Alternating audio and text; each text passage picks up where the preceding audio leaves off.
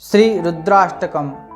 नमामि शमीशाननिर्वाणरूपं विभुं व्यापकं ब्रह्मवेदस्वरूपं निजं निर्गुणं निर्विकल्पं निरीहं चिदाकाशमाकाशवासं भजेऽहं। नमामि शमीशाननिर्वाणरूपं विभुं व्यापकं ब्रह्मवेदस्वरूपम् निराकारमोङ्कारमूलं तुरीयं गिराज्ञानगोतीतमीशं गिरीशं करालं महाकालकालं कृपालं गुणागार संसारपारं नतोऽहं। नमामि शमीशाननिर्वाणरूपं विभुं व्यापकं ब्रह्मवेदस्वरूपम् तुषाराद्रिशङ्काशगौरं गम्भीरं मनोभूतकोटिप्रभाश्रीशरीरं स्फुरन्मौलिकल्लोलिनी चारुगङ्गा लसद्भालबालेन्दुकण्ठे भुजङ्गा चलत्कुण्डलं पूसुनेत्रं विशालं प्रसन्नाननं नीलकण्ठं दयालं मृगादीचरमाम्बरं मुण्डमालं प्रियं शङ्करं सर्वनाथं भजामि।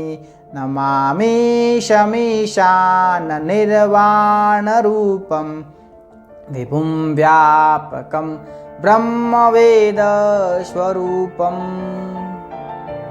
प्रचण्डं प्रकष्ठं प्रगल्भं परेशम् अखण्डम् अजं भानुकोटिप्रकाशं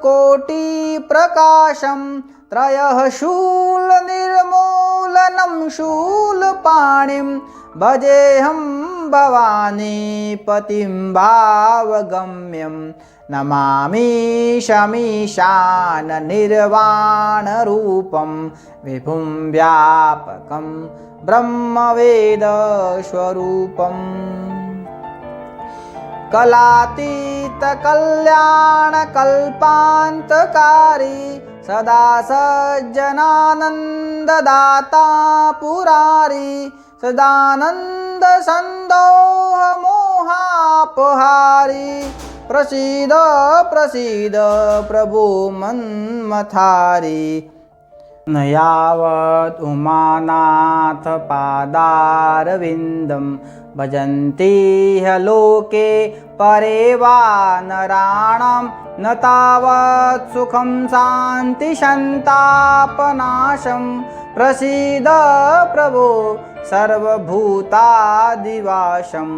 नमामि शमीशाननिर्वाणरूपं विभुं व्यापकं ब्रह्मवेदस्वरूपम् न जानामि योगं जपं नैव पूजा न तोऽहं सदा सर्वदा सम्भुतुभ्यं जराजन्म दुःखोगतातोऽप्यमानं प्रभो पाहि यापन्।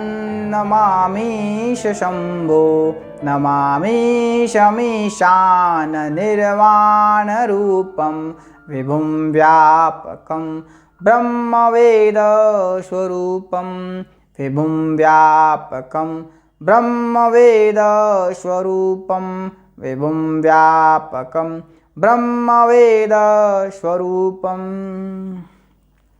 रुद्राष्टकम् इदं प्रोक्तं विप्रेण हरतोषये ये पठन्ति नरा भक्त्यां तेषां शम्भु प्रसीदति। इति श्री गोस्वामी तुलसीदासकृत रुद्राष्टकं सम्पूर्णम्।